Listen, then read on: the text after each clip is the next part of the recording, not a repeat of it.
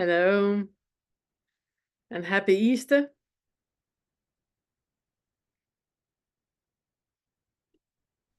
Looks like we're gonna be a little group today, which is super nice. It's also nice when all the other people are here. It's also nice with a little group. Hello, Ravina, so good to see you. You got a haircut.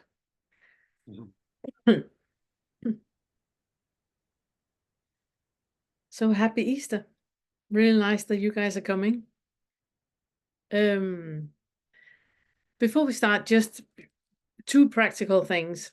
One is that next time on the 12th of April, there won't be a Q&A. So it canceled next time. So the next time we're meeting today, and then the next time we meet is going to be the 26th of April. The inquiry groups, they're running as normal. So next week we have inquiry group. The week after we're not meeting. The week after there's inquiry group, and then there's Q&A. So it's just the only change there is. The other thing I would like to, it's not an announcement or anything, it's just something I want to share, that Todd and I, as you know, we got the retreat that we are planning for at the moment, and it's really, really interesting. We wanted to make a very embodied experience for you guys for the retreat. So it's going to be with lots of physical exercises where we connect, hi Leona, where we connect the non-dual teaching, the Federate work, but we embody it. Because for a lot of us, it's very easy to do Federate work completely intellectually, completely cerebral. It's just, oh, and you listen to one YouTube video after the other, after the other, after the other. So it's like constant novelty, constant, almost like consumerism, overindulgent eating or whatever. What we would like to do with the retreat is really give you a body experience of how it is that when we say that there's a feeling of, for example, at the moment when we're working with the Eight Fetter, with the sentence, I have strong boundaries. I'm here. I'm standing firm. I got my own back. Really embody that. Really feel where is the obstruction in the body from that. And on Tuesday, we're going to make an exercise. So it's a bit of a teaser for you guys to come on Tuesday where Todd is also here. We talked about me doing it with you guys today, but then I was like, no, I want Todd to be here. So we're going to do it on Tuesday. Where we're going to make an embodied meditation. So it's just for you to know that the retreat is going to be very much about embodiment, about feeling the feathers, about feeling the non-self, about feeling the assumptions and the identification that we have with thought and feeling and emotion, that we have with habits, that we have with wants and don't want, that we have with boundaries, the restlessness, the idea of something out of nothing. So it's very much about embodying all of it and feeling all of it. And at the moment we're making material that is going to be in the playlist. So you will have access to the playlist, partly for the retreat, and also for afterwards. There's going to be way too much material just for one retreat.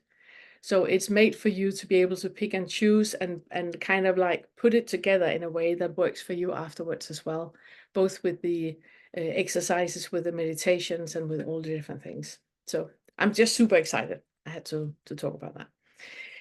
But what I would like to do before we start is just to slow way down and for us to feel the body and get connected with where we're at right now. Before we start, I would just like to say welcome to Diana and to Phoebe. Yeah, Phoebe, do you have something? Thank you. I do.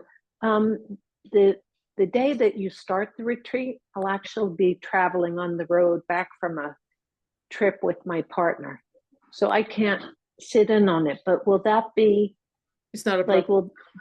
It's not a problem. No, it's not a problem. So if I miss day one and join you live day two without doing day one, that's not one is more an introduction and getting you guys to change your idea of feather work just being something where you sit passively and listening to a sofa set or passively and asking questions, but really out on the floor, get a yoga mat and then sit down and do these exercises to activate feelings in the body. And the first day we introduce you, but it's also in the playlist. We're gonna, as soon as we have made all these videos, we're starting to upload it to the playlist, which means that you can start to do it before the retreat, and you can do it after the retreat as well. We have already somebody that has signed up that can't participate in the retreat, but just want to make sure that she gets a link so she can do all the exercises after the retreat. Okay, great. So it's completely fine. It's completely fine. Did you want to announce the dates of the retreat, just so if there's anybody here that's wondering? Thank you so much, Lisa. It's from the 10th to the 16th of June. Yes, thank you, Lisa. And Deanna, good to see you. First time here. I just wanted to say welcome. Thank you. I'm excited to be here. Good, good, good. Okay, before we start, let's just settle in. Make a deep breath, close your eyes, and exhale. And feel how for every exhalation you do, you feel more and more heavy in the body. With every exhalation you do, you fall into gravity and really become heavy and present. And if there are any thoughts that are interrupting you in any way, just allow the thoughts to be there. Just like if a car is passing in the street, or a cloud is passing on the sky, or a dog is barking in the background, or some smell of toast that someone else in the family are making is reaching your nostrils. All of those things you just allow to be there. You're not in any fight with any of them. And it's the same with the thoughts. There's no need to battle or be forceful or fight them. They're coming and going, just like any of the other senses. So it's fine. So sit and exhale deeply and feel how you get heavy and present. And make contact with your feet. Now, without moving your feet,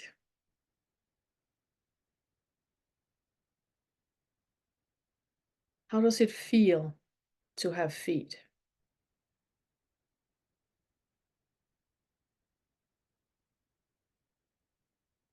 So if you notice how the feet feels,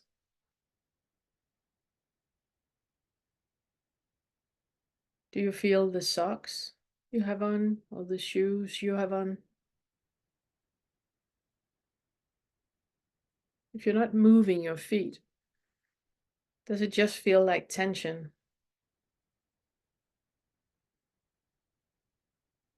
There might be a buzzing sensation.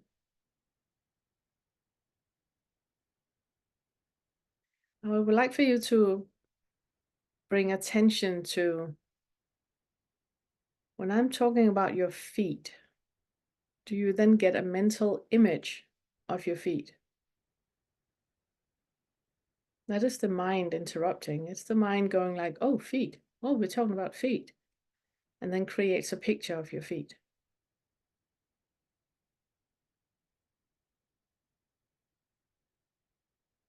If you really try to zoom in on that picture, do you see that it's almost impossible to grasp?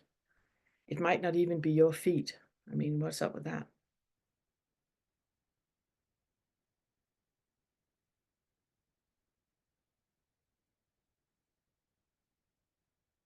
And if I ask you which direction your feet are, you feel that your eyes are slightly pointing downwards. So is that the only indication you have of the direction in space where your feet are? Is that because your eyes are pointing that way? So what I'm asking you to do is really, really slow down.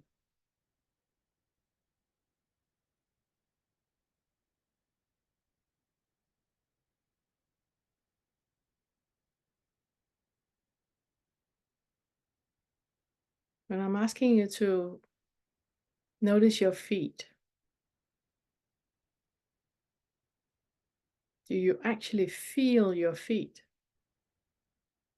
Or is it the eyes pointing downwards? What is giving you an indication of where the feet are? Do you actually feel your feet, or do you have a picture of your feet?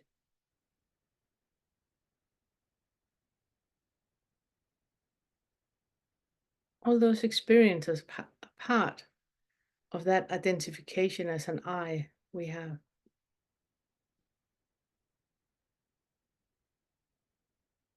So let's move from the feet to the knees. Now, what happened when you did that? If you slow down and really be curious, you can think of your feet again and then move up to the knees. How is that experienced? What does the mind do? Do you have an image in your mind about going from the feet and up to the knees? Do you have an image of movement? Do you have an image of your knees?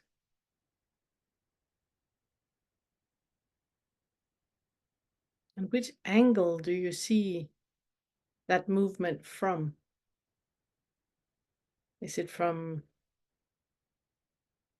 the point of view of your eyes moving from the feet up to the knees, or is it from the outside of the body?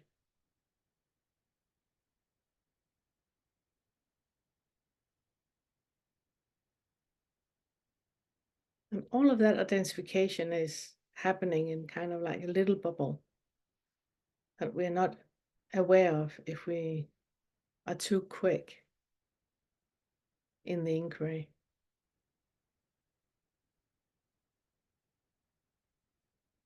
Now move up to your hips.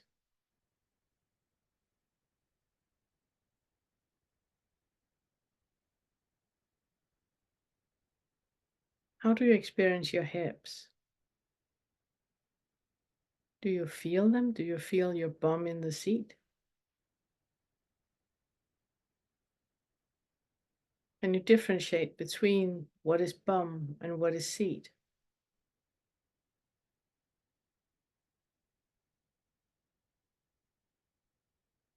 Can you feel the entire bum, or is it just part of it?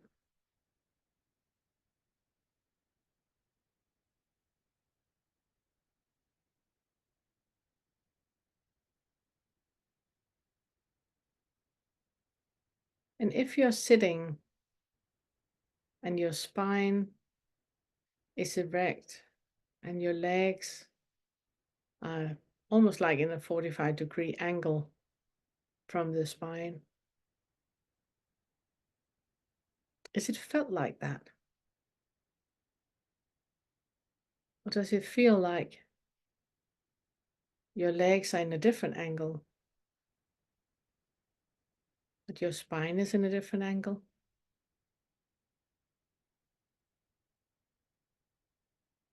And still with the focus on your hips, how does the connection between the feet and the hips feel?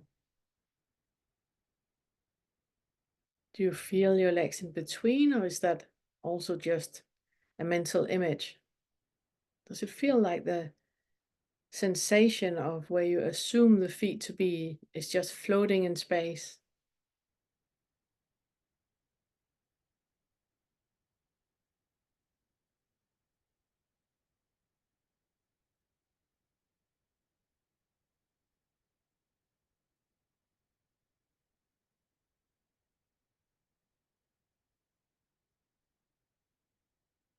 Now do an inhalation and a kegel where you feel the tension going all the way up through the spine. And exhale.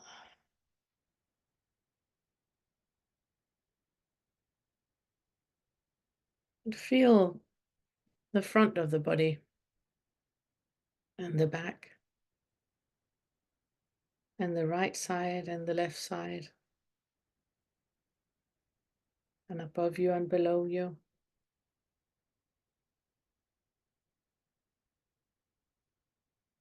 Now, how is that experienced? Does it feel like you're sitting in the middle?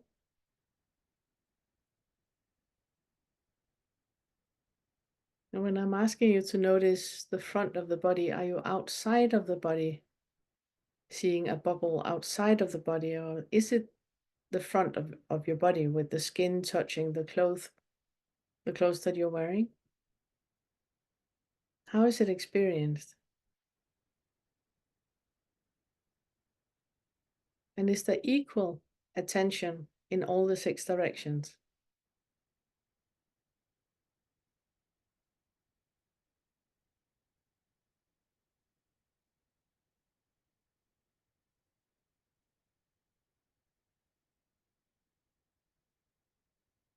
So if you're feeling less attention in the lower back, let's say, how is that experienced? Is it an image? Or is it a felt sense that there's a part that you can't really get in contact with?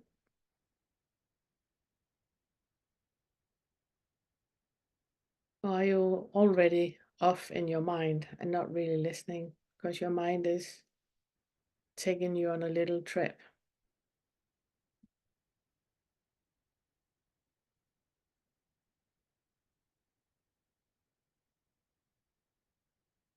Now, how is that experienced? Are you judgmental when you catch yourself being in thought? Or are you allowing thought just to be any of the other senses? You hear sound, you smell.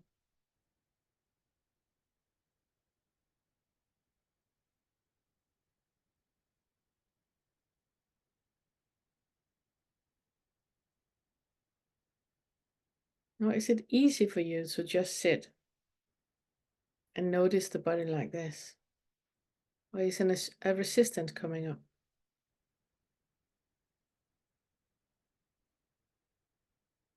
Are you resisting the resistance?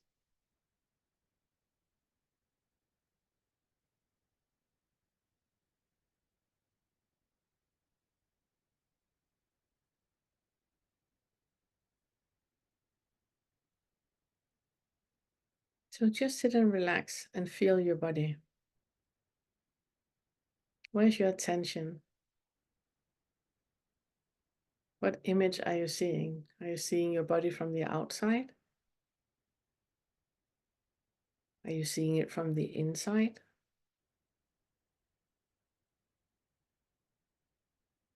And if you're seeing the body from the inside, where are you looking from? From the head or the chest?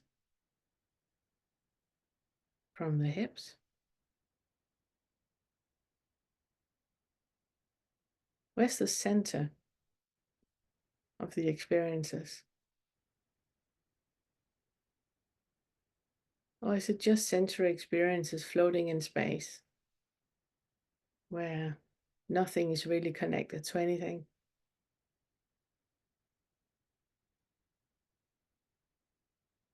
Where there's not a center.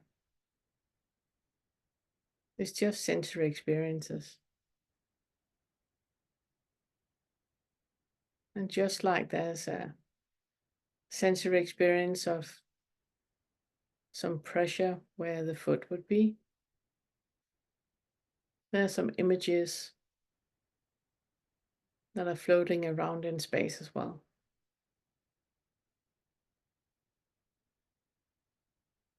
Do you have clear boundaries?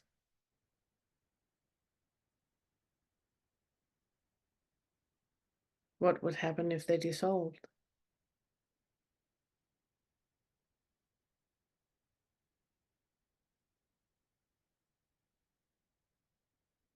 And when I said that, what did you feel by that? Did you get concerned?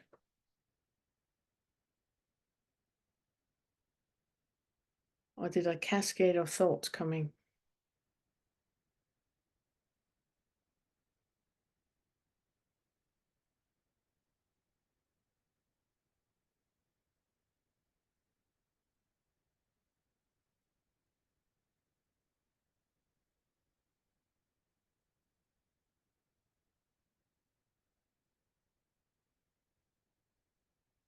You feel your neck and your head and the sockets of your eyes. And with your eyes closed, then look up and to the right and down and to the left and up and look down, look to the right and look to the left. And get your eyes back into the center. Now, where was your attention when you did that? Was that solely in your head because your eyes were moving?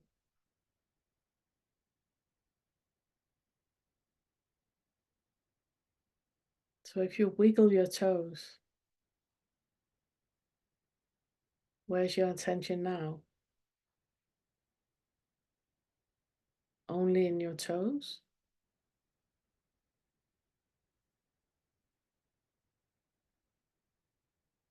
Okay, back to your center, make a deep inhalation. And exhale. Get ready to open your eyes shortly. Make another deep inhalation. Exhale. And open your eyes.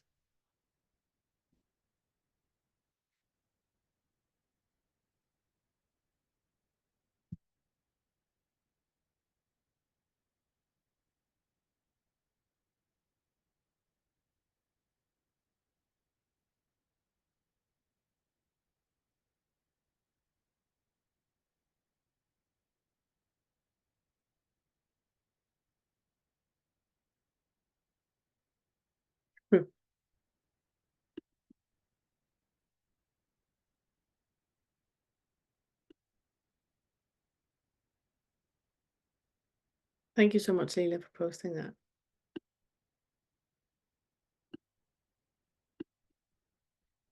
And Lisa, when you say that you can't participate, we're making it in a way so you can make, use of it and just do it on your own at a later point. There will be so much material and so many exercises and so many things to do. So it's fine. So, and I'm assuming to get access to all of that, Yes. and you need to participate, or you need to sign up for the retreat, even if you can't be there. Yes. I got you. Yeah, all of it is going to be in a closed area. I gotcha. Okay. Yeah. So none of it's actually going to be out in membership area or anything like that. No. Yeah, well, that makes sense. Yeah, no. Okay, great. Thank you so much. You're so welcome. Yes, Suni. Let me just pin you. Hello, my friend. Hi. Hi.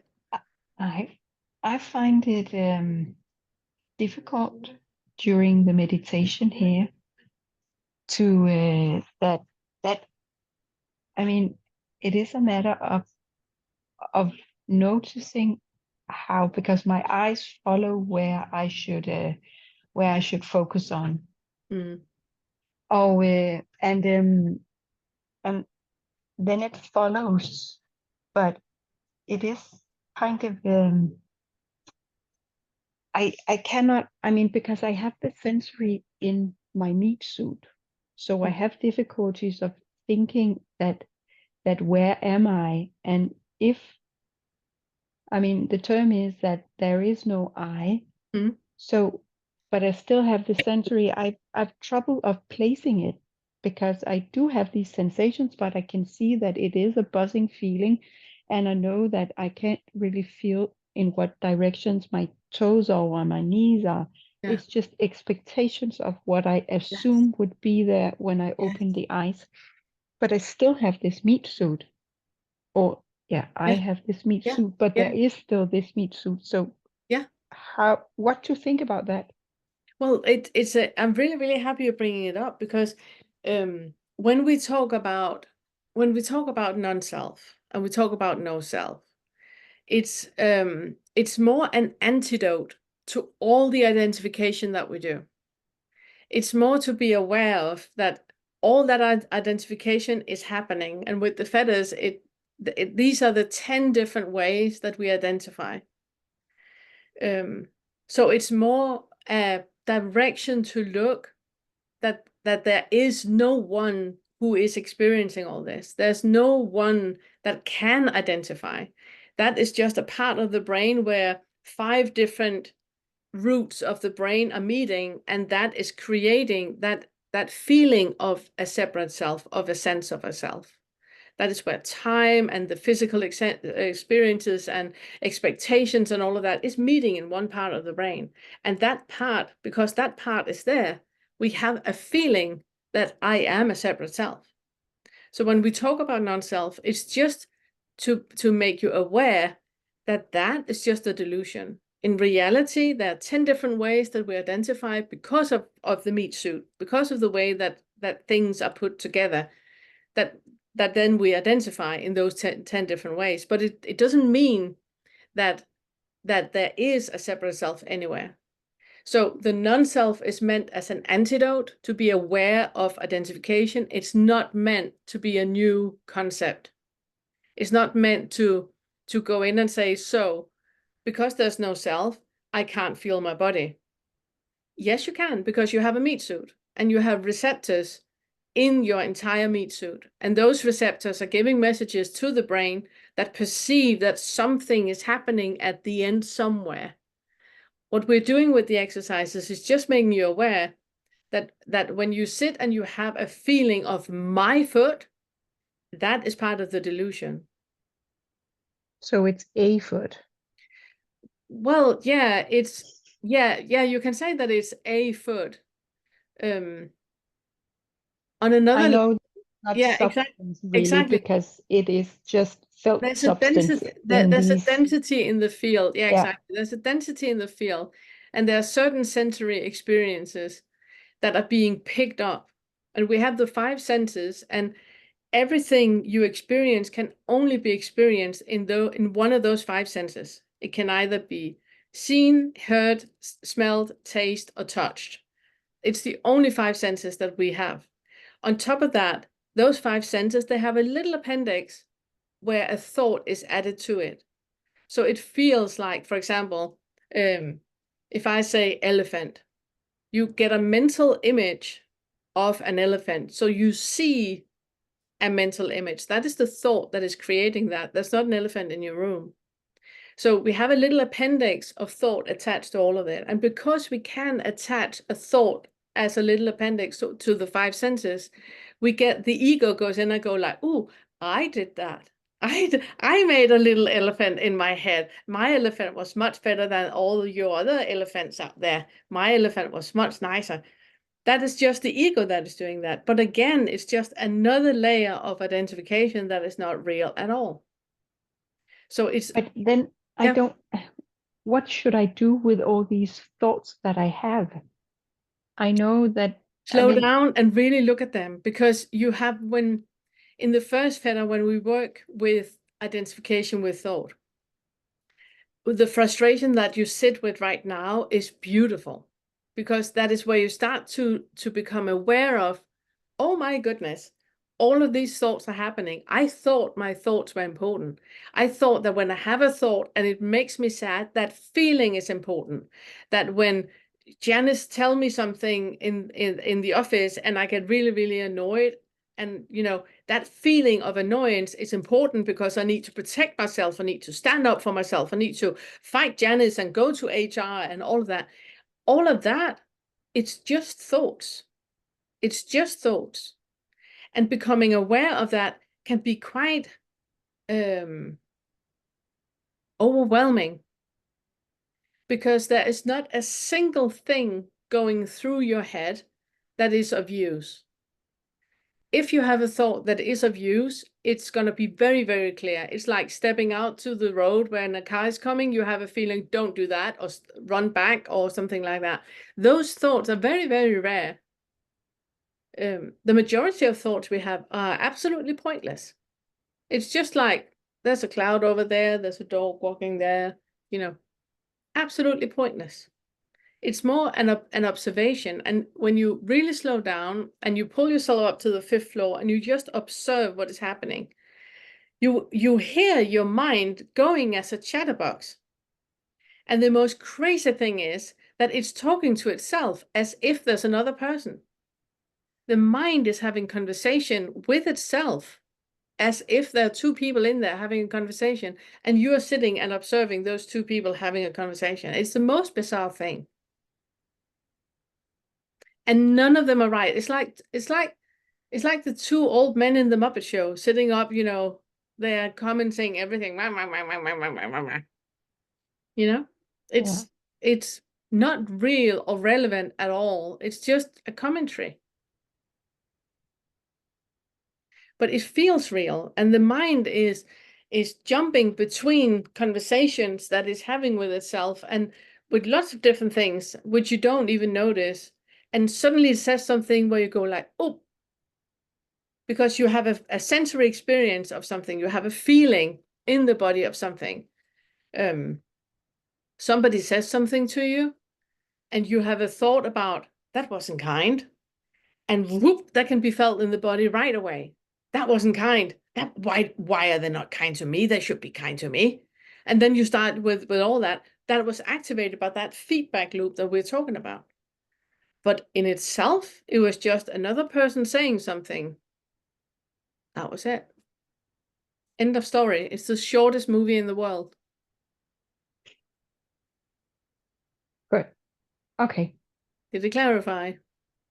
Yes, it does. But it's still strange to have this feeling that it is of no relevance and it can just be letting go. And but what is the resistance to it? Because when you see when you have that, but it's of no relevance, what is the feeling in the body about that being irrelevant?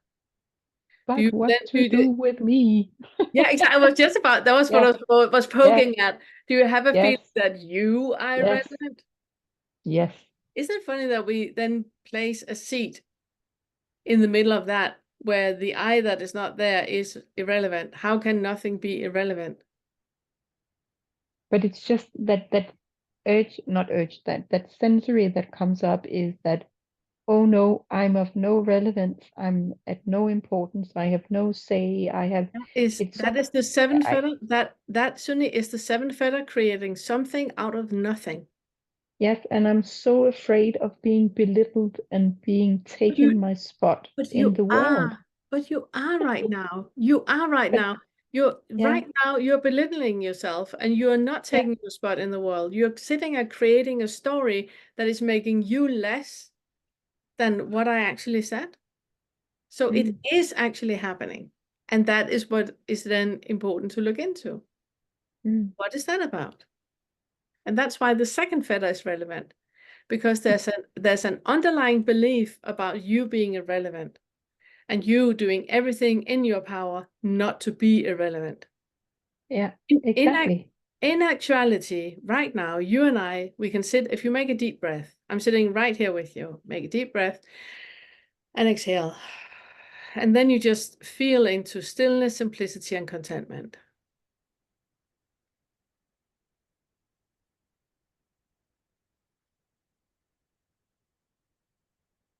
Do you feel that stillness, simplicity, and contentment? I do, and I really feel that I'm so tired of making myself relevant. Yeah, I'm it's really exhausting. tired of it. Yeah, it's exhausting. Yeah, Extremely. It's absolutely exhausting. It's absolutely exhausting. And the thing is, you don't need to. You are stillness, simplicity, and contentment. You know, that is there all the time. The feeling of relevance or irrelevance or ability and non-ability or all of that. That is an add-on of the mind, just like a dog is barking or a cloud is coming. It's absolutely create something out of nothing. Yeah. In itself, there's just stillness, simplicity, and contentment. And that is there all the time. All the time. We just forget to look at that because we are so in our minds and creating small stories and dramas and rom-coms and sci-fis and action movies and all of that. That is dramas, a lot of dramas, a lot of sitcoms that is going on in the mind all the time. And we completely forget that the base tone of everything is stillness, simplicity, and contentment. Yeah. And in that, you don't need to prove anything. You are. That's fine. There's nothing to say or can or do. You are. Nothing to add. There's nothing to subtract. There's nothing that can be any different. Yeah. And it's also really becoming aware of that a lot of the minds of the mind thing that is happening when we feel relevance or feel irrelevant, it's always tied into time. It's not something that is an issue right now. Right It's now. like a constant alertness for the necessity to be relevant. Yeah. But that is a diversion. And for a lot of people, the diversion is, and the biggest scare in their life is that they are, significant. We're not that scared of feeling into being irrelevant and being unworthy and all of that. We're so used to that thought. So whenever Todd and I, we sit and talk about, you are worthy, you are significant, you do count, in that stillness, simplicity, and contentment that is just here right now, where it's just being, that's enough. You don't need to do anything else. A lot of people get really, really stressed out by that. Yeah. May I just say something? Yes. If you have a loop of trauma, like the trauma file is open on something and you feel less than, and it's not going away because that's something that you often bring here, then the trauma needs to be worked with. Yes. And you really need to, and you really need to sit and feel all those times that you felt less than in your childhood growing up, whatever salient memories you have. If you just pick the biggest memory that doesn't have to represent because they're all connected on that one thread, and you resolve it, all the other ones they'll just collapse. Yeah. It's what we're doing in the seventh fetter, where we go from that horizontal line where there's a past that was horrendous, there's a now I'm trying to do my best, and a future that I dread. That completely collapses in the seventh fetter. That's where we look at that stillness, simplicity, and contentment that you have right now, you can take with you. Since the past is happening in your mind, you can in your mind go to the past with that stillness, simplicity, and contentment and completely heal what needs to be healed. And like Leona says, everything collapses. Thank you. Thank you. Thank you both. It was lovely. I have a question, if I may. Yes. Could you say something about Federate? Yes. Yeah. If you could just, because I'm working on Federate. And okay. Do you have a question about it? No, your view on it is okay. You always come from a slightly different angle. Okay. Yes. Okay. So Feder, in the way that we work with it, Feder 8 is paired with the first fetter. So where in the first fetter we have the identification of of an I, of identification with thought. And that's why in the first feather I asked the question, who am I? It's where you really feel into what we just talked about, that identification with an I. In the eighth feather, it's the same thing, but it's much more detailed. So instead of asking, who am I ask, am I? The eighth feather is beautiful to be in, because it's where I had a really fun conversation with a friend of mine about people being in the eighth feather, where there's so much struggle all the way and fight in the fourth and the fifth, and the subject object and the, you know, all the pull, almost get like dizzy when you're walking in and out of time in the seventh feather. And then you come to the eighth, and then you just sit in that feeling of bliss, you know. I am the trees. I am the air. I am, and it's like almost being in love, and you're like dancing around, and there's flowers falling out of your hair, and it's just like, oh, rainbows and unicorns, all of it. And the reason why I spoke with my friend about it was that we would like to create like a Discord group for everybody that want to work with it, where you can talk and guide one another in the process that you're in. And we talked about, how do we deal with the eight feather people? Because an eight feather person, when you are in the eight feather, everything is just blissful and just relaxed and beautiful and just, you know, and an eight feather person would very much go to the default of, but just be, because everything is just beautiful and just, and even that is a concept. And that is where I rarely talk about the eighth feather, because I feel that the eighth feather is a little bit of a reward, you know, for working with all the other feathers and being so diligent with all of it, that I think it's kind of like beautiful that one of the feathers are that identification with bliss, the identification with unity. And when you hear Rupert Spirit talk, it's very much eight feather talk that he does. You know, that it is that you're part of the universe, you're part of something bigger, you're part of. And when I say, like, you know, inhaling the clouds and exhaling the trees, that an eight feather person really feel that inhaling and exhaling and having that feeling of being a part of everything. I mean, you can almost feel the star atoms that every single human being is created from when you're in the eight feather. And it's so, so beautiful. It's still an identification. It's still an identification.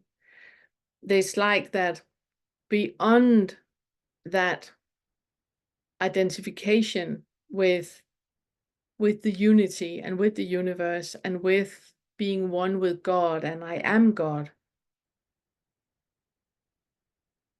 Seeing through that is just as jarring as seeing through the first feather. And it's also why I rarely talk about the eight feather, and why I don't like, you know, sitting with a needle and poking people that are in the eight feather. I'm like, stay there as long as you can. It's really interesting what you say, because I wasn't particularly into Jeffrey Martin's locations, but Rustle has developed them further. And I remember being I'd broken fetter 1, and I was in what Jeffrey Martin would call location 3, which is all like God is everywhere, love is everywhere. I was in it 2 summers ago. I was only in it for a few months, and I was so creative and everything. I just saw God everywhere. But it's I have to say, it's really similar. It's really similar. It's really interesting. It's come back, because after I moved from that location, I was in location 4, which is kind of emptiness. Everything is just actual, and it can be quite flat. That's 6 and so I was in that position for quite a long time, and also really working hard on Fetter 5. And now it's really strange, because like God has come back, like the sun has come out again. But I'm quite happy to give it up, and then I know that everything comes back eventually anyway, and you have access to everything. But it's why we talk about the feathers as a wheel instead of a ladder. you know, that it is a wheel of identification, and like you say, that you were in it and it was just like beautiful and creative, and it was like, you know, through your paintings you just expressed the universe and expressed love, that unity love that we have for everyone, and it's not like that is disappearing. In my experience, it's not disappearing. There's just no identification with it anymore. So it's like the unity and the beautifulness. And I mean, I can look at anybody here that is on my screen and I can just feel so connected and so much love, you know, for every single one. But there's no attachment to it. Like, you don't need to love me back. Nothing. I don't need to have this meeting to feel that love to you. I don't. It's like all that is not. It's not dependent on anything. Where in the Eight Fetter, it's like it's a machine that is happening. It's like a movement that is happening, and that is that little seed of identification is what falls in the Eight Fetter. Thank you. That was yeah, that was really helpful. It was interesting because I hadn't heard that take on it before, and I can relate to that. Yeah. So it's so like if you're in the Eight Fetter now, I would say if you can have like the full harvest and the full enjoyment of that aliveness that is in everything. If I look out my window right now, there's some branches that are moving in the wind, and the sky is blue behind it, and the branches are like dark and white and kind of bluish and greenish as well. So it's like that, just allowing just to sit in this moment where time pauses and you're just with that aliveness that is happening, that stillness, simplicity, and contentment. It's just there. And there's not anybody here to enjoy it or experience it, just like the tree doesn't need me to be enjoyed and to be experienced. So it's just that complete detachment and experiencing everything without any hooks to anything being in a certain way. It's not even the same looking in, even though I love nature and it's getting sunny, so everything does look really bright and shiny. Because like Fetter 6 and 7 have probably gone. And so you can see through everything, but it's really insubstantial. It's not really there. It's not. I can't enjoy nature how I used to in the summer, you know, because it's kind of seen through as sort of non-existent. Yeah, but you don't enjoy it because that's interesting. I can still enjoy it, but it's not as concrete, it's not so concrete anymore when I look at stuff. Okay. Yeah. Because I have like this experience of, for example, with the tree I'm sitting and looking at now, it's like there's a standstill of anything, of everything and anything. It's like, yeah, it's difficult to explain. It's just a very present aliveness that is here, where there's no alternative. There's nothing that can be any different, and it's just I Christiana did say that when you drop Fetter 7, everything is quite flat until you drop Fetter 8, then there's more life that comes back. Yeah, I can see that. I do recommend being in the 8th as long as possible, because it's beautiful. It's just like we all got wings, and there's just so much love, and it's like, you know, almost hippies dancing around with flowers in their hair. I did experience it dropping away for a short while, for maybe a week or two, and I thought it had dropped, but then the subtleness of the very subtle level of self came back, and I really enjoyed that kind of freedom. It was really refreshing, not to have anything there. Yeah, I would say that the love and the joy and the appreciation and all of that is still there. There's just not any attachment to it. You know, if it's there, not there, everything is equally beautiful and rich and fine. Yeah. And then I was in this space which is called non-existence. And unfortunately, I'm out of it because people can stay in that for a while, and it's like being in a vacuum prison. Mm. It's really, really hard. How was that felt? It was really strange because when I moved out of it into this, it was like, oh, I can breathe again. It was just like there's nothing existed, so there was no bouncing off of anything in life. Mm. It was just very flat and empty, completely empty. Mm. But when you describe it, it has a little bit of a negative connotation.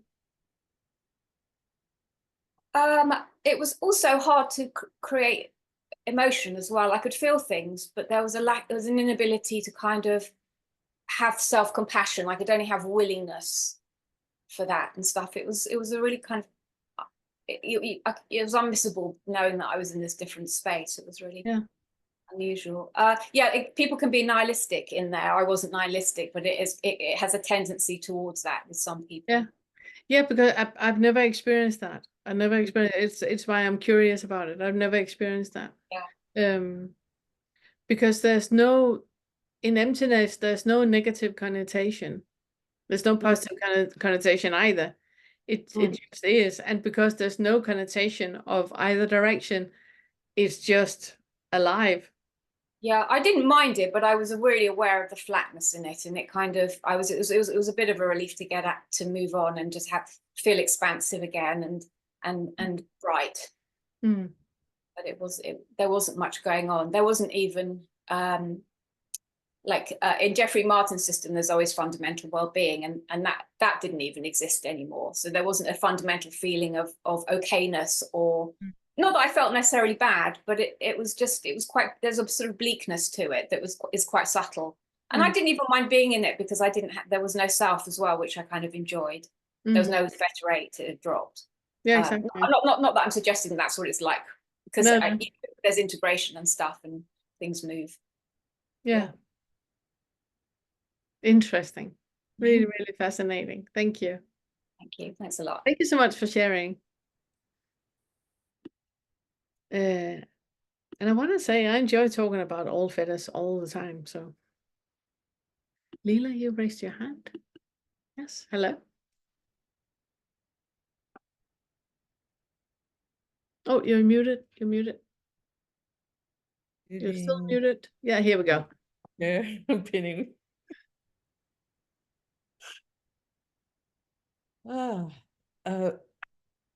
So based on what Leona said and based on your meditation, I have a question about the body in Federate and the identification, because having spent a long time with the teacher you recommended, who talked in Federate all the time, I was there for years and years of that. And I noticed at various times when the feeling, I am the bird flying by, I am the tree, even when we were holding hands on the Zoom. So if I'm looking at you in Zoom and I'm holding my hands and I'm imagining one of those hands is yours. Yes, it's one of my favorite exercises. Yes. What breaks the identification with this body, what I noticed when you gave the earlier meditation where you go to the end of the line and look, and then turn around and look back, that here there's a synesthesia happening. All the senses are here together, and they're all me. So I can't say I'm the hearing, I'm the smelling, I'm the tasting, I'm the anything, I'm all of it. And then when I look out and look back from the other place, if I'm still here identified, then it will only be vision coming back or sound coming back if my eyes are closed. Yeah. So then when we did this, and I saw that I was looking at me and touching me at the same time. What that was doing was breaking this location of me as the full sensory experience here in time and space. So it was moving the senses out of the body and the image of the body out of the body Yeah. into the 5,000 foot view. So where I was in my experience in the groups where the teacher was talking Eighth Fetter, I was in 5,000 foot view that whole time going, I'm not any of this. And there was no embodied experience of Federate, you see? So it wasn't rainbows and unicorns. It was more like consciousness or awareness. It was a very abstract, dead sort of unification. But So in that description, that is it Rupert Spira you talk about? Yeah, in that description, there's a very thick hook into Fetter one, the identification of an I. right, that's where the I was still Exactly. there, Exactly. but the I was awareness. The Yeah, I was exactly. But that's why you don't experience what Leona was talking about, where it's just like breathing rainbows and exhaling clouds, and when there's not an I identification anymore, that is how the Eight Fetter feels. But even right. that So I'm has to getting there. fall. I'm Yeah, getting even to that the has to fall, because still there's an identification happening, even with that experience. well, I'm getting with the misconceptions of unity consciousnss, because then yesterday, so I've dropped that I am since the I fell, that's all gone. That was seen through a few years ago. But now I would like to know, in the experience of Federate in the body, the embodied experience of Federate without having a body is sort of like it was beginning to happen the other day when we were doing this. It's sort of synesthesia everywhere. Yes, yes. And that it's where why I'm emphasizing the third fetter so much. The third fetter is about self-care for the non-self. You need to have your diet in place, your sleep in place, your dentist in place, your finances in place. All that needs to be in place because when we come to the eighth fetter and we're starting even to dissolve the body, you don't feel a pain as an alert anymore. You feel a pain on par with, an orgasm. It's like a tickle in the body. It's like a wind on the cheek. That's a migraine now. So you don't you need some kind of routines in place that the body is naturally moving with, night fetter, naturally moving with these things. Oh, I'm eating, I must be hungry, now I'm peeing, I must need the bathroom. It's just because you don't have that alertness with the identification of the body anymore when the eight fetter fall. So there is still sensory experiences happening because the receptors are still there, but there's not a positive and a negative happening anymore. There's just movement happening, and you can feel, for example, you can feel something in your head, but you really need to pay attention to know if it's the wind or it's a smell or it's a migraine, because there's not that distinction anymore. It's just experiences happening. There's like a lightness and a flow and absolutely okayness with everything. There's no fighting anymore of anything. It's why when I say a root canal or a warm bath, it's the same thing. There's an absolute okayness with everything, because the identification of the body or an I is not there.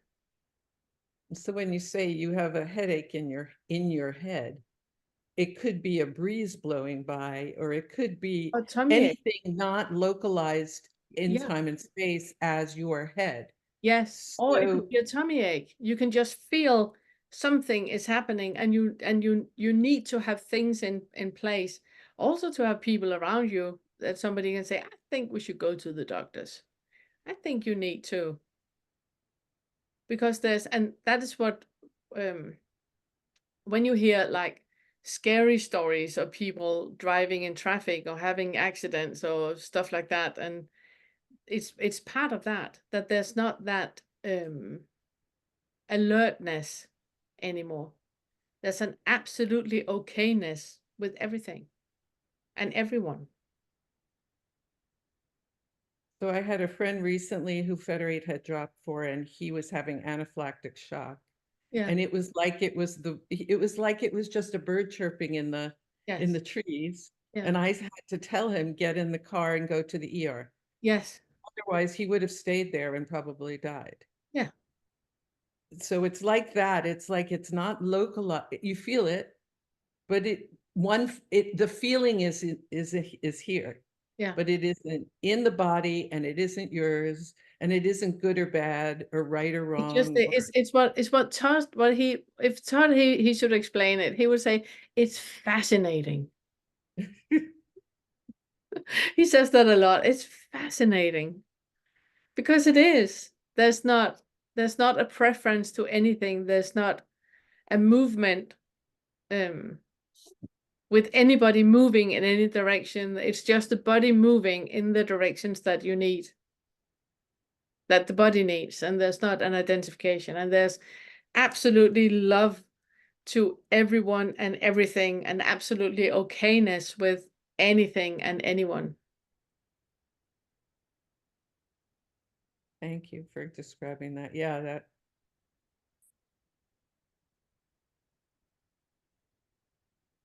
So then if Federate drops, why do you lose the bliss? Why do you tell Leona to stay there longer before it drops? It seems like it would be the same. Yeah, it's because there's before the 9th fetter and the 10th fetter fall, it's like in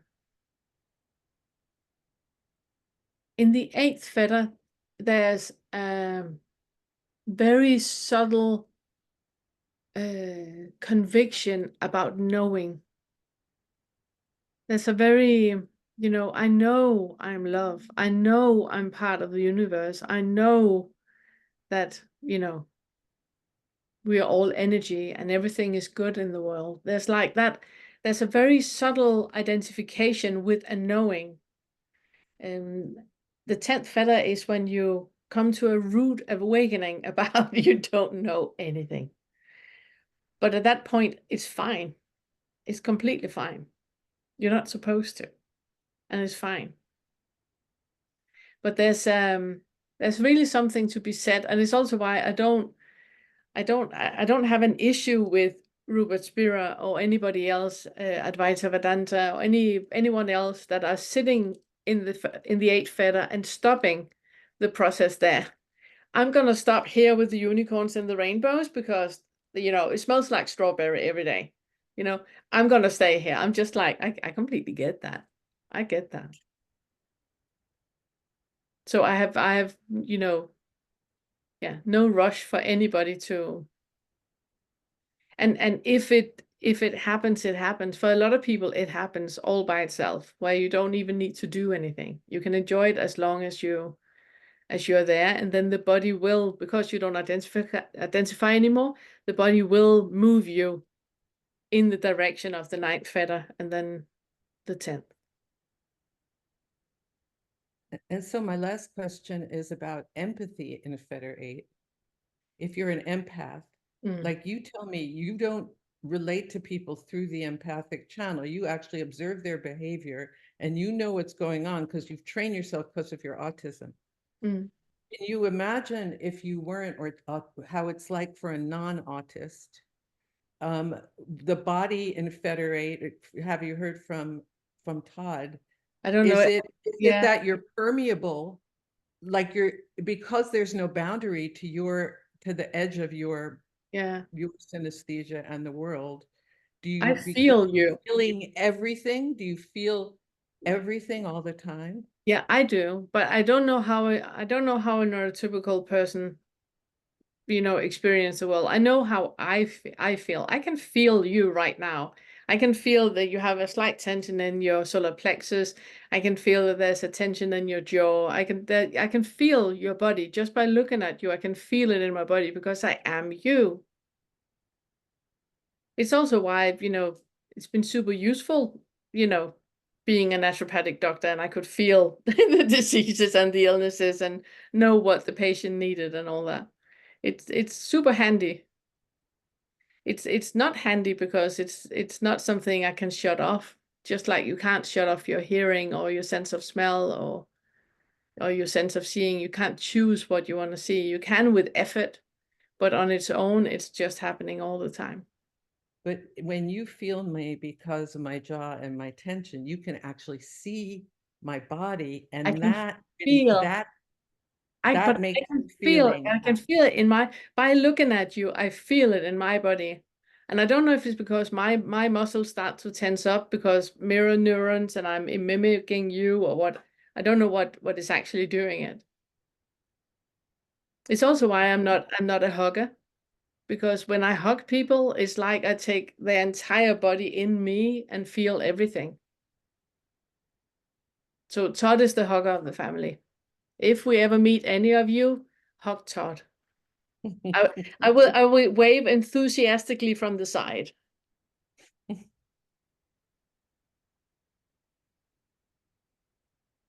Well, I guess what I was getting at is neurotypical people I've heard who are in the Federate Rainbows and Unicorns piece. They say that they feel everything without even the visual cue, right? They don't need to look to see. They just energetically feel it. And I've been in and out of it where you can feel the room or feel somebody. Yeah. You'd have your eyes closed and feel them. It doesn't Yeah. even matter. Yeah. Yeah. The Eight Fetter falls when you don't identify with that anymore. That there's not the little kernel of Alila experiencing that. It's just experience. Just like when you close your eyes and you feel a buzzing somewhere where that could be feet. You know, it's a bit like that there's not an identification with it anymore.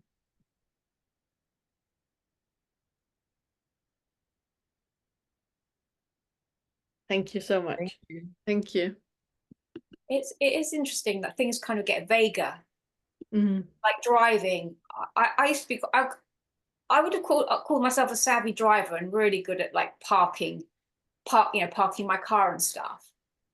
But now I just think it's really, I feel really, it kind of, I mean, it doesn't worry me, but I think I am a danger on the road.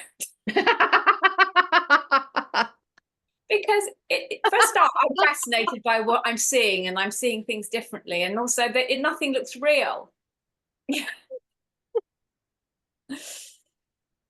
And it's sort of intangible, and then I used to be able to drive blindfolded. Now I probably look like I'm parking blindfolded. That's amazing. I tend to have the opposite when I'm in a car. It's like I extend out to the car, to the edges of the car. Yeah, I'm a bit spacey, more spacey when I'm driving, because I'm probably just generally more spacey and just sort of Yeah. Sort of, Get a Tesla that drives for you. Oh God, I'd hate that, I think. I'd hate that. Thank you. AI doesn't have edges of self that it has to worry about. It doesn't have to fall. Fetters don't have to fall. I tell you, so many of the new cars that don't have, aren't considered self-driving, they have a lot of the self-driving features. And I was so grateful 2 years ago that I bought a brand new car, because now that car drives for me a lot. Mm. It tells you when you're getting close to the edge of the road, it starts to shimmy a little bit. It tells you when you're getting close to the line on the other side, it shimmies a little bit.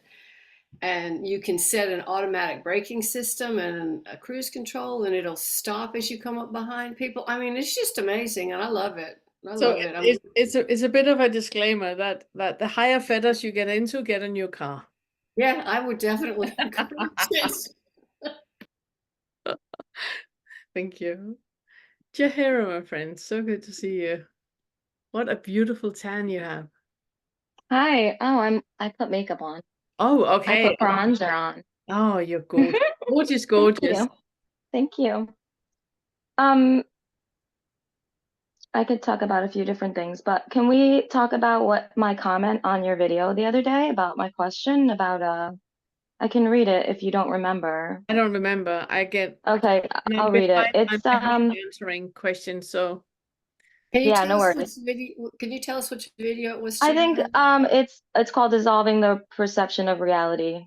It's one of the more recent ones. 6 Fetter, exercise number 2. Thank you. So I said, hi, Pernell, you say at the end here, and that happens for you to navigate the world. It doesn't happen because it's real. It can't be. And you were talking about how, when you're walking, you have feet that are walking on the sidewalk, and there's, your body because of the sensation of your clothes as you're walking, and all of these things, these stories happen to describe this. And then you say, but it happens for you to navigate the world. It doesn't happen because it's real. It can't be. And then I said, can you explain a little more, like, why can't it be? Why can't it be? Didn't I reply You to that? you did. And you said, I love your question. If I, instead of saying it's not real, if I could point to that it's inaccurate, does that clarify it for you? Yeah. What we perceive with the senses are only a perception made by the receptors. Yeah. It does not create the object out there. It does only perceive it as real. It does only perceive it as real. And that can only be our perception. I thought it was brilliantly clear. What is your question? Maybe I'm trying too hard to understand it as opposed to embody it, Yeah. Okay. If I can draw your attention to when we work with the 6 Fetter, right? What we want to become aware of is how much we are identifying with our perception. So I see a leaf, there is a leaf there. What we are playing with all the 6 Fetter exercises is questioning the perception of it. That when I look at the leaf, I'm not really seeing the leaf. I'm recognizing a leaf. I know it's a plant, which means there must be a leaf attached to it. What is hanging there is a leaf. I would be surprised if I went over and touched it and it turned out to be a tassel hanging from something. So it's that, for example, now you look at me, right? The gestalt in the brain of you assume that I have legs. How do you know if I have legs? We never talked about it. I might be disabled. I might not have legs. And it's that perception with things, that identification with perception that is happening without us even being aware of it. And it's happening all the time because the brain does it all the time. The issue is that we place an I in the middle of it, saying that I see, I hear, I taste, I smell, I touch, I know. What we're questioning is, first of all, removing that I with the first fetter, and then we're just looking into the perception that whatever you think you perceive, that you see, hear, taste, smell, and touch, it is inaccurate. It can never be accurate. I've said real. It's a dangerous word to use, and I understand that you misunderstood or didn't couldn't use that word. So let's use inaccurate instead. It's inaccurate because I can't know, because I simply can't know. Because you haven't got all the information. Find something you look at in front of you. Okay, so out the window, and I've talked about this before. Out the window, I see the highway and there's cars going by. Yeah. Okay. Yeah. I perceive them as cars going by. Yeah. So are you saying there aren't people, like I can't know that those are actual cars with people in them? No, it probably is. If we go down to the highway, you will probably see it is cars going by, probably. On one level, it's the part about if you see a car coming towards you, I'm gonna post a lot of 6 fetter exercises that are teasing with this, that the brain thinks something by seeing something. So when you see a car coming towards you, you know it's coming towards you because it gets bigger, right? In the Yes. visual field, it's telling you it's a small car that is getting bigger. There are lots of those teasing things where it looks like something is far away, but then it's not. It's just really small that is closer to the camera. Mm-hmm. It's that. So when you look at out and at the highway and you look at all the cars going by, just by looking out the window, you see highway and all the cars. If you play with that, start to play with that, for example, tell yourself that is not the highway, it's a painting. It's absolutely flat. It's not 3D. It's absolutely flat. When you sit and look at it, it will start to look flat. And instead of it being, you know, 2 roads that one direction is there and the other direction is here, you will see that one is higher than the other one because it's flat, you know? Mm-hmm. That's that 2D thing. Yeah, exactly. On another level, and that's the level that Todd and I rarely talk about because it's not really useful. It's that radical non-dualist Tony Parson, Jim Newman thing that it just is, that there are no cars and there are no, and it's completely correct. I mean, we know that now from quantum mechanics, that we actually don't know what a car is. We only know what we perceive to be a car, and that makes it useful in our everyday life. But in itself, it's just, you know, atoms that are put together, density is higher, and so, but we don't really know what it is. We only know what we can perceive it to be. But that level, you rarely hear Todd and I talk on that level because it's not practical, and it's not really useful for anything. It's just fun fact. Right. That's more understanding. Yeah, it's more, yeah, cerebral understanding. It's Mhm. not really Yes. the lived experience with it. Yeah. So what would you, 6 fetter wise, how can I help you with seeing through that delusion of a subject object? How can I help you with that right now?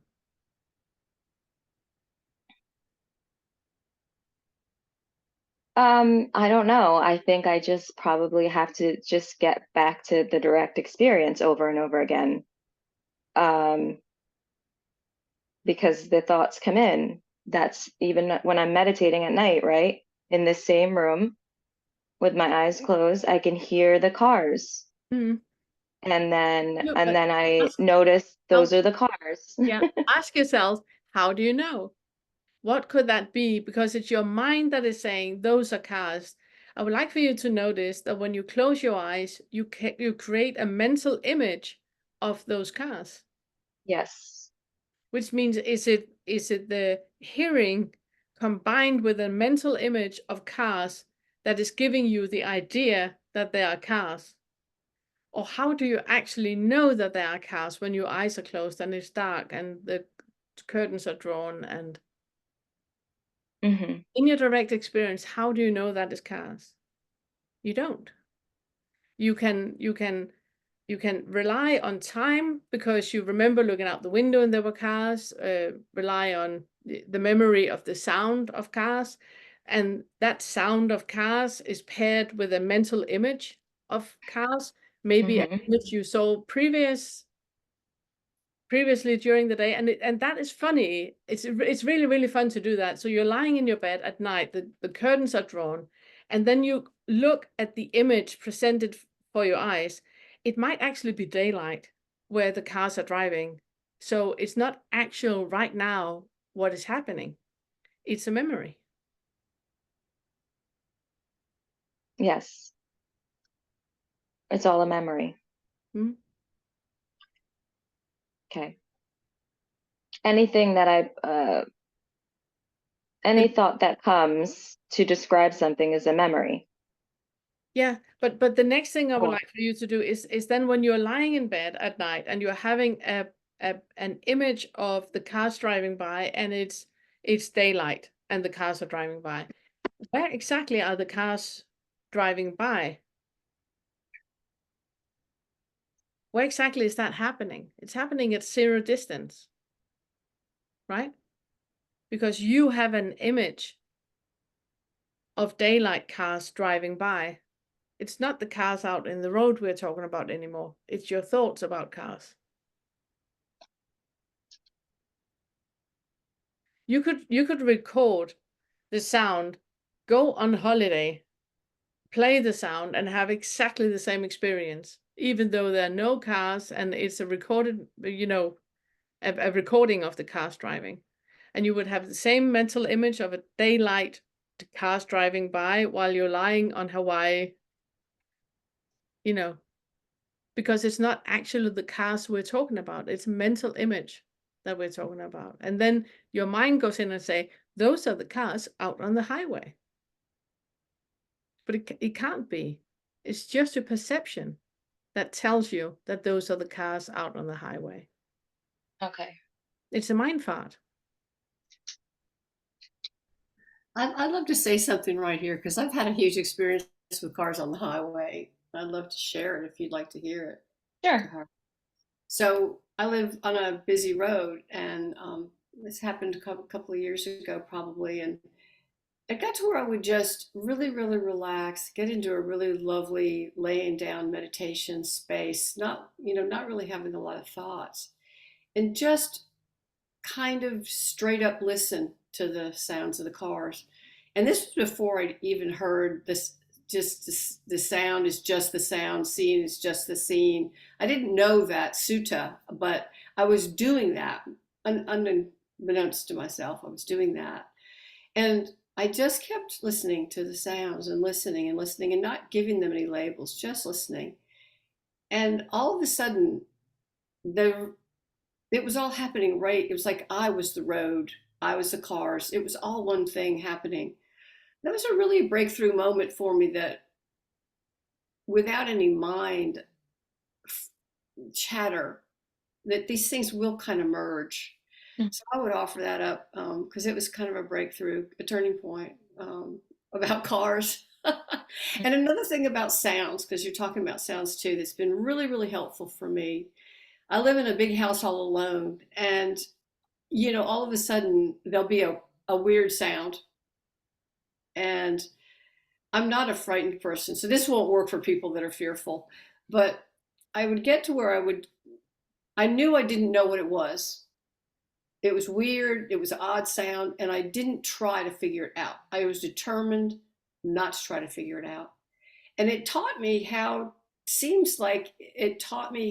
not to try to figure out sounds. And maybe a week later, I'd be downstairs in the basement in a room where I store a bunch of stuff, and I would see that a box had fallen off the shelf. Well, that must have been that really loud sound that freaked me out the other night for just a second, until I decided I'm not going to do that. I'm just going to let that sound be a sound and not try to figure it out. And that changed my relationship with sound. It's a really interesting one you're talking about, Lise, because it's that part about that when we hear a sound, immediately an image come, and if we can't find an image that fit, it's gonna be like image of other stuff that might fit that sound, until we found, oh, it's a box in the basement. Okay, and then we can relax. We don't know anything about if it was a box in the basement or if it was, a towel in the bathroom. We don't know anything, but it's just whatever we feel fits. And that is part of that weird delusion that is happening, like I talked about with the cars, small car that is coming towards you, that is getting bigger, that we have that delusion about it, that it needs to fit something.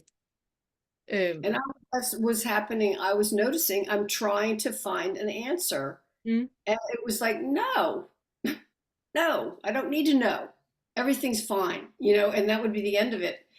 And so it was a beautiful way to experience. It's really funny to experience that grasping, that Yeah, goal that is that is Yeah, Yeah, like you, that is the fetters though, trying to figure it out. I mean, that's what I realized with what Fetter one, where it was like, oh, all this time I've been trying to figure out life and how I could figure out life as a person, how mm, to figure this out, how my thoughts would help me figure this out mm, to make my life work, yeah, you and know, and safe, it's like, safe. oh, all the thoughts can't help you figure it out because you don't, you know, you could never know the vastness of this, you know? Yeah, And that's why it was so helpful to be in like Vince's group, I think, and to talk to Todd and everyone there, because it was like they taught me how to do the direct experience and also the kind of conceptual understanding of like, you know, when somebody would say like, this is so vast, how could you ever know this? yeah,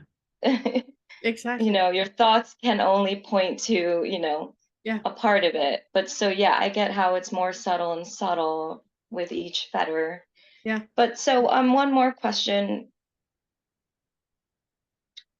You know, like I think with the 4 or 5 stuff still, you know how you say stillness, simplicity, and contentment. I think that like I'm still doing that. I'm still using that as like a bypassing when I notice a reaction that comes, the sensation that comes. So like when my husband says something or my daughter says something, I think that I'm still like doing the, oh well, there's no me to be upset here, you know, or oh, just come back to stillness, you know. I think I'm using that As a stillness, bypassing. simplicity, Yeah. yes, and I'm doing it very fast, like it's happening so fast because I did break Fetter one, so I do know that. So it's like I'm using that, I think, to like not just shut up and feel the It's like, because even the thought, oh, even that thought, oh, stillness, simplicity, yeah, contentment. Oh, yeah. it's just this kind of.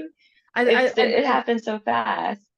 I'm so happy you're bringing it Oh, up. sorry. Even though we might not going to talk about this, I'm just really, really happy you're bringing it up because we've talked a lot about it. And I'm so sorry if I'm offending you now in any way, but we call that spiritual arrogance. It's that, you know, oh no, Yeah. first fetter has fallen. I am beyond first fetter. There's no identification with I am not identifying with first fetter. You know, it's like, oh, so I love that you're bringing it up, and it's so it's why we put so much emphasis on all the feathers being a wheel, because you might be in a position right now where you're ready to see something deeper about the first feather, and by you spiritual bypassing, you're not looking in to the gift that is there for you. There's something deeper that you need to feel into. So when your daughter says something and something is happening in your body, what she says, it's just a hologram, you know? The words that are coming out of her mouth is just a hologram. Her standing there is just a hologram. That is irrelevant.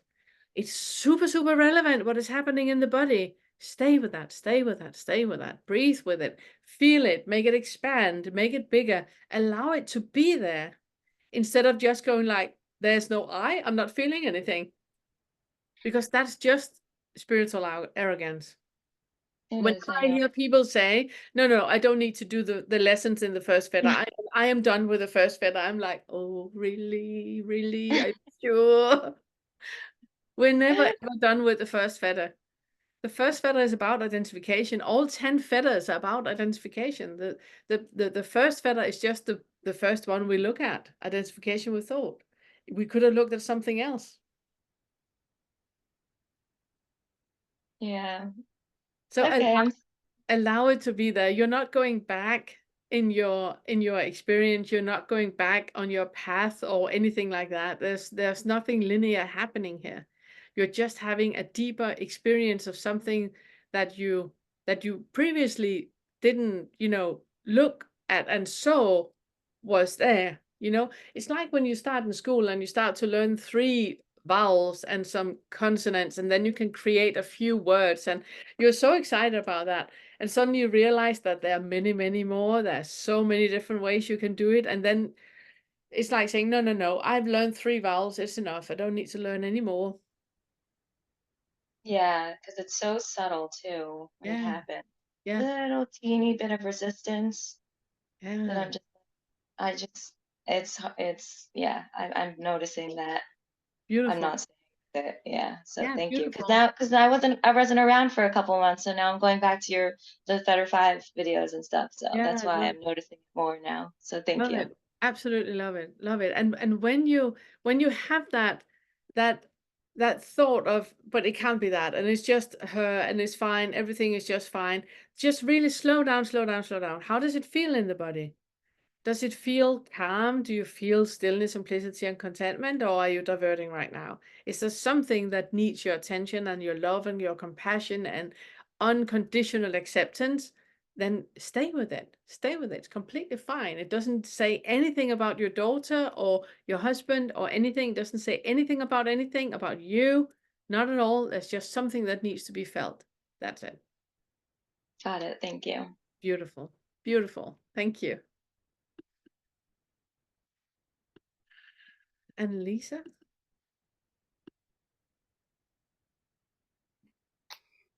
Yeah, thank you. I love Jahara. That was wonderful interaction. You too. I'm so glad you're back. It's good to see you. Yeah, so wonderful to see you. Um, so yeah, I had a excuse me, I had a one-on-one with Todd the other day, which was it was so beautiful, Mm. and he did a sixth fetter. Kind of, I mean, it was sort of an impromptu guided meditation. It just sort of happened right in the middle of the session. Yeah. And he just dropped me right into the end of the sixth fetter. It felt like it just felt like it disappeared. And then this morning, I was listening to another kind of a guided talk, I don't know, 15 or 20 minutes long by Angelo DeLillo. And again, he was talking about the sixth fetter. I think I actually posted in the fetter free group saying this is a good sixth fetter. And it was the same sort of thing where the sixth fetter felt like it disappeared, and it was the total end of inside and outside. There was no sense of there being anything that was inside anything or out there or in here. And there was no way to say that anything was a subject or an object, really. It just didn't feel like even words that applied to the feeling of it at all. And so I was just wondering, I mean, I don't know, I don't ever profess that, oh, this fetter's dropped or that feather's dropped, because I just don't know. And that's fine, but this inside outside thing disappearing was really interesting. And of course the mind's like, I wonder what that's all about. Wonder what fetter that's in. So that's kind of the question. And again, it doesn't matter really. But I'm asking. So what is the question? The question is the end of the sense of there being an inside and an outside, is the end of that doesn't make sense anymore, kind of thing. What is that, a fetter, or is that just a I would say sixth feather as well. I don't really believe in anything ever having an end. I don't believe that a feather falls and then it never comes back. I don't believe that. I haven't seen that in real life. I have only seen lifing and different things, and we are perceiving things in a different way, and different things come up, and there might not be attachment to it anymore, but there might still be a sensory experience that can be looked into and felt into. So I would say yes, it's falling, but don't expect it not to come back. Well, exactly. And again, like I said, it doesn't matter. I just was wondering if there was. And so it's also super convenient, being able to differentiate between inside and outside. So when it's snow outside, you make sure you're warm when you go out. There are lots of advantages. You can drive your car, and yeah. Well, when I say the difference between inside and outside, it's like it feels more like the end of a subject and an object. In other words, look, it doesn't feel like there's a tree. The tree is outside, and the felt sense of being present is inside. I agree that the tree is just as inside as the felt sense. The felt sense just as outside as the tree. Yeah. Yes, yes, that's a better way to put it. Yeah, okay. Thank you. Beautiful. And there's Sophie and Sebastian. Hey, you guys. Good to see you. Hello. How are you doing? It's so good to see you. Good to see you. Yeah, and good to have the opportunity to put a question again. Yeah. So Yeah, there's it's time. gonna be Make sure you ask while there's still time. yes, right, yeah, but yeah, I'm not sure what exactly my question will be. So let's see what will come out. So it's yeah, somehow a bit hard for me to define what my thing is with it, but I feel like yeah, it would be interesting. And it's about work and what to work in life. So I sometimes feel like looking through the feathers that it should not be a matter at all what people work or not, because it's just something what is happening. But still, I also feel from the past that there could be work which is more appropriate to people or which is more fulfilling, and yeah, which I don't know, provides more contentment. Like as I see you and Todd working, I can feel that it's I don't know, like a natural thing for you, and I can see the desire and contentment behind. And yeah, so for me, it's like the question, okay, what should I work? Because I like quit everything and had like different plans in the past, what to do or what not to do. And the task for now was to not think about work and to just relax and stay with the boredom and stay with doing nothing. But now and again, there are like coming thoughts back up, like what I'm gonna do next. And then I feel like, okay, is it just arising, or is it just like, should I make a step into it, or is it, you know, yeah, something not worth even thinking about it? Well, Yeah, it's not worth being concerned about it. There are two things about it. I understand what you mean, that it's important to have a job that you feel fulfilled in and that you feel grateful for, and where I can talk for both of us. Both of us feel so, fortunate, and we love having groups and we love having sessions, and we're really, really content with our work. But there's still bills to be paid, and there are still taxes that needs to be paid, and food that needs to be bought. And that priority needs to be there, obviously. So because some people just go like, oh, I just let go of all of it, and then they end up with owing money and have taken loans everywhere, and it's just not sustainable. And that is not Third Fetter.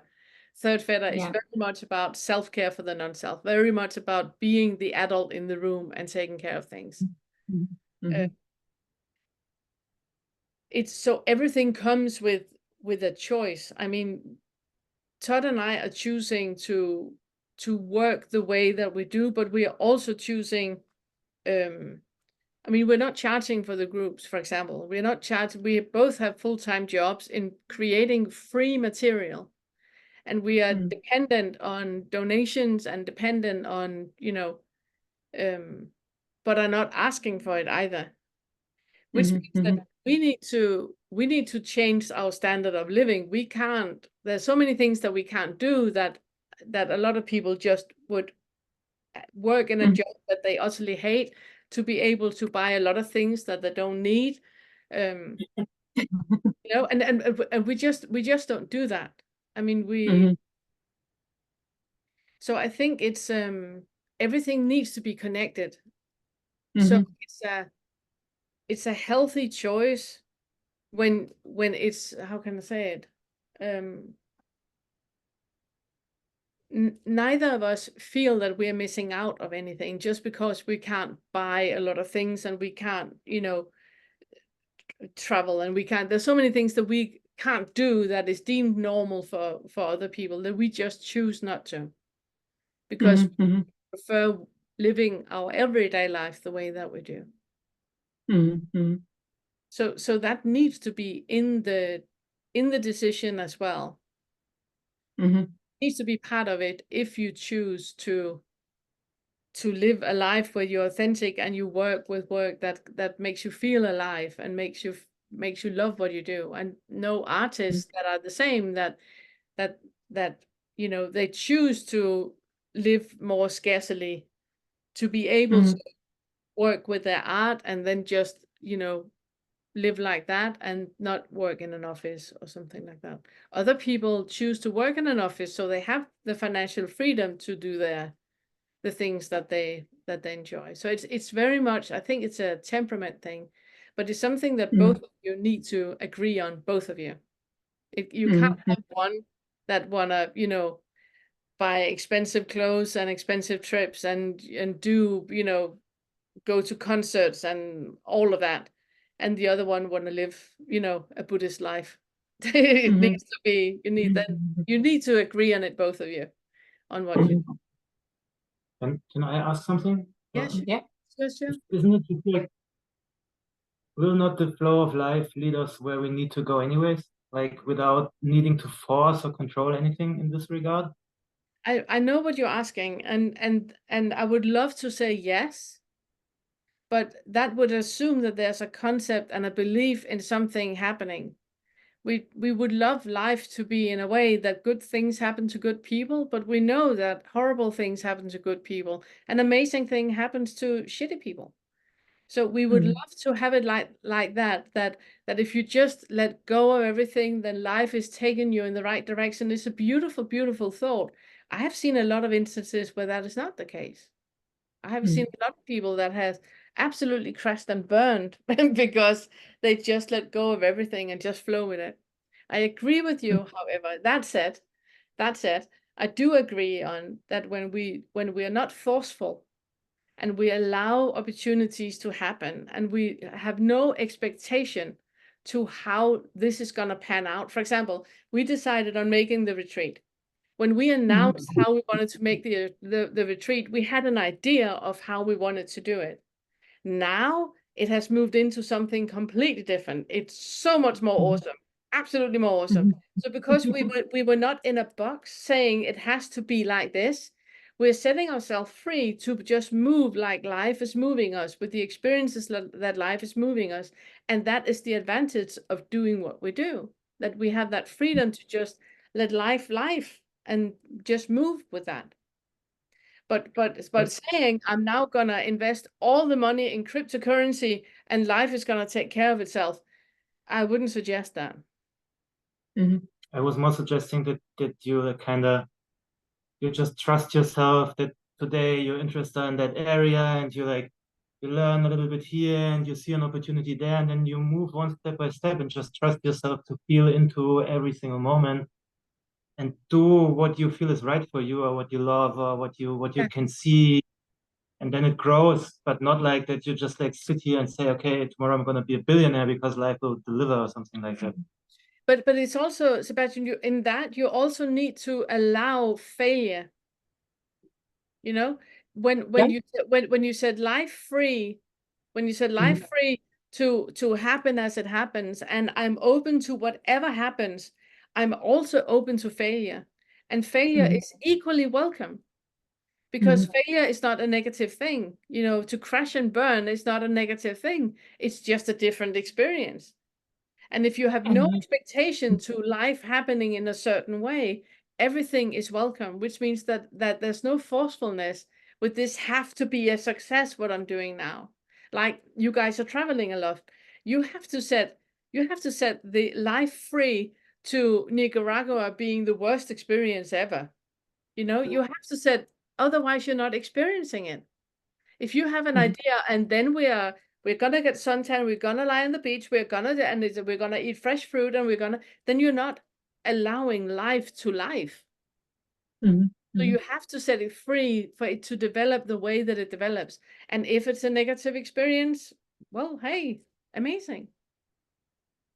And from your experience, like for example, setting up the YouTube channel, was it like a pull and a try to failure, or like what I want to, yeah. how much mind chit chat you have about things, because it's okay to calculate failure, but should it feel like easy to enter, just like, oh yeah, I try this, or There needs to might be there flow. Yes, no, there needs to be flow. Whenever you're doing something and it doesn't work right away, it's not for now. yeah That's the ninth fetter. When you do something, it should work, smoothly without any hindrance or any obstruction or anything.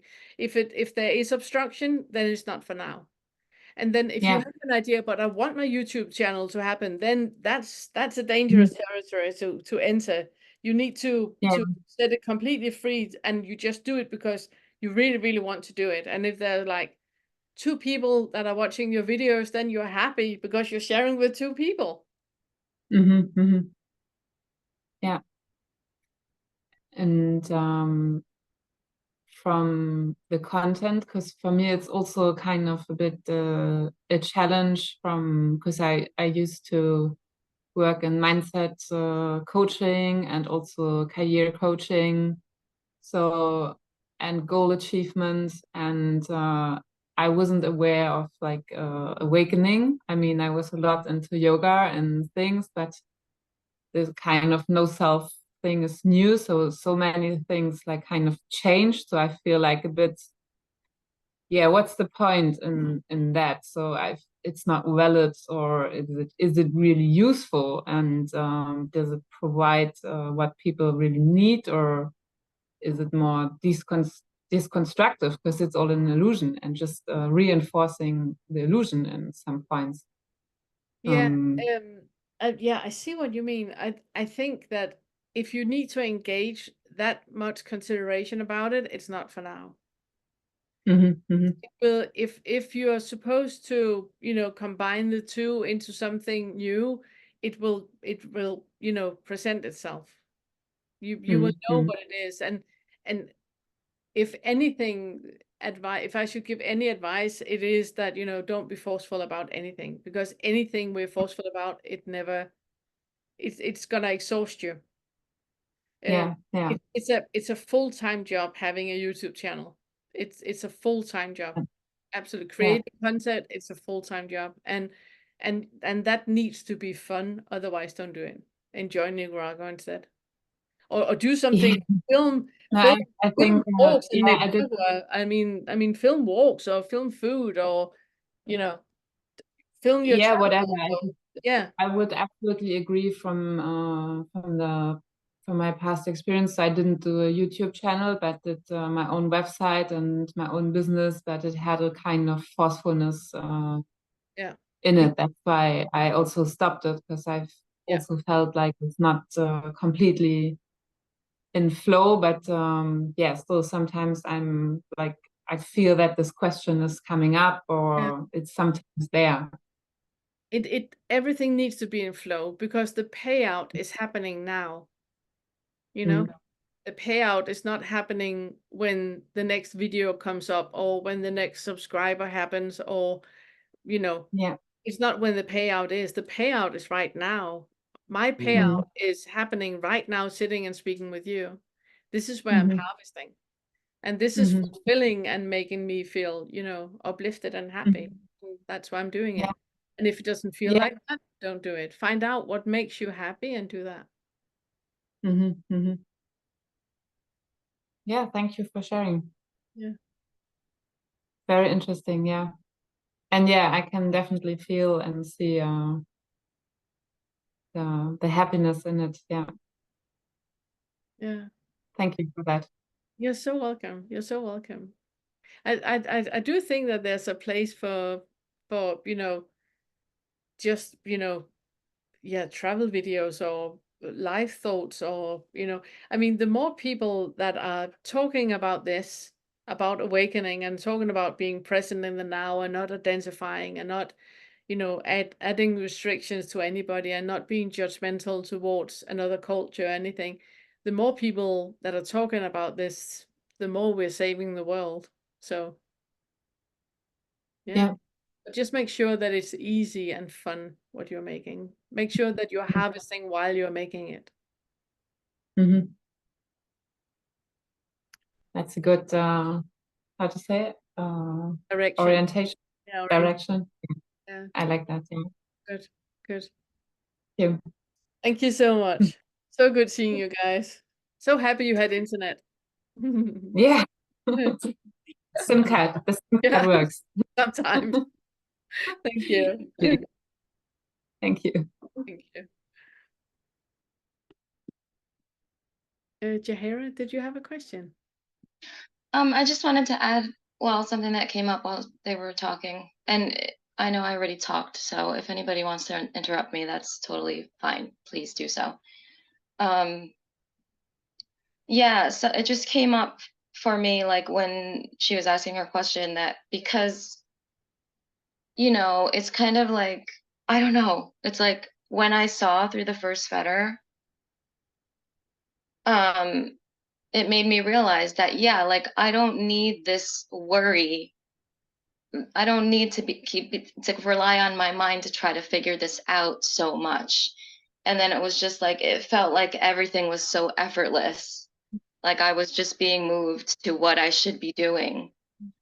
Because there wasn't like worry about like how it might turn out, So I'm wondering, yeah, like, if Sophie has kind of, where she is in the fetters, or what. I just know that, like, I remember distinctly, like, being like, once I saw through the first fetter, I could, like even just doing chores, like when they used to bother me, like then after I saw through the first fetter, I was like, oh, I'm just gonna do this. Like there was no complaining, there was nothing that wanted to fight what was happening. Like it was just so clear. Everything was just so matter of fact. Like here's what's next. There was no question of like, should I, shouldn't I? Like what might happen if this happened, or what might happen if there was, like, it was just like fucking quiet for like the first time ever. So yes, like that first for 1, 2, 3 fetters, really like just keep looking at that, because once that happens, you're like, oh, I don't even need to worry about like anything or how I'm gonna make money. Like it just gets figured out. You know what I mean? Yeah. You just see it. It just happens. It just falls into place. But yeah, without the worry or the analyzing, right? Like, go ahead. You wanted to. Yeah, no, but it's also that, I have that saying, if you're in doubt, you're not in doubt. That if you're in doubt, if you should do it or if you shouldn't, you do it, you shouldn't. Because if you're in doubt, you're not in doubt. When you know that you should do something, you just do it. If you need to pee, you go and pee. It's not like you're debating whether you should or whether you shouldn't. It's so clear. And it's the same thing with choosing a job or a travel or anything else in life. It just becomes so clear. I just wanted to put that disclaimer in, that it's not that, lean back and the universe has you, and then you buy a Lamborghini. No. And, Yeah, because that would be more in believing, in like a belief in this. Exactly. Pernille says, I don't need to fucking worry. So I guess I don't have to worry. You know what I mean? Like there's something that happened here where it was like, I was like, but if I don't worry, how will I get anything done? What might happen? God, like, how do I make choices? Like, what do you mean I don't have to make choices? And then when it just happened, I was like, oh God, now I understand. That's like the cosmic joke, that's what I got it. But so yeah, keep looking at 1, 2, 3. But also, like, I remember asking you the question, like, well, what about Jordan Peterson? Like, he always talks about making your life better. What about him? You know what I mean? Like with Sophie's question about, she was always into that work, and like, what does that mean now? You know what I mean? Like that stuff still could be, that could still be something. I don't know what that would look like, but it just would happen how you would, I don't know, but Oh, yeah, exactly. there is, Exactly. right. Because even now, sometimes I bought this book where, like, it's like you set your intentions, and like, I was supporting my friend because he started a business where he made these books where it's like, start your day every day with your intentions. And it's really hard for me to look at that book even now, because I'm like, because then there's a part too that's like, I am, and then there's 3 lines, because there's this, you're supposed to affirm, how, yes, the Absolutely. Yeah. creating your reality thing. It's like, wait, what? And then, but I'm doing this, I'm like, what am I? What am I supposed to write here? What? I just don't know. I can't do it, but it's okay. Like, but there is a place for that shit. Like, yes, that's also helpful, Yeah. Yeah, and I mean, it's really, really interesting, the part, because where it's important, in at least from our point of view, the way that Todd and I work, what is important is that having the freedom to make mistakes, to not set an intention and amazing thing happens, or to expecting to, like, go to Denmark or whatever, and then the flight get canceled, and everything is equally fine. Everything is equally fine. I am not defined by if I go to Denmark or if I don't, or if, I can't really think of anything I would set my intention to. But, I'm not defined by that. I'm not limited by that. By saying I am something, you're limiting. You're making it much, much smaller than it actually is. Why limit yourself to 3 lines? Why not just say, freedom? Setting everything free. Yeah. But it's because people believe that they have to believe this about themselves in order to. If I just believe this about myself, then it'll work out. I just. But that was why I wanted, to put the disclaimer in, that it's not in that end of the stick, It's much more freedom than that. I love that. Thank you. Thank you.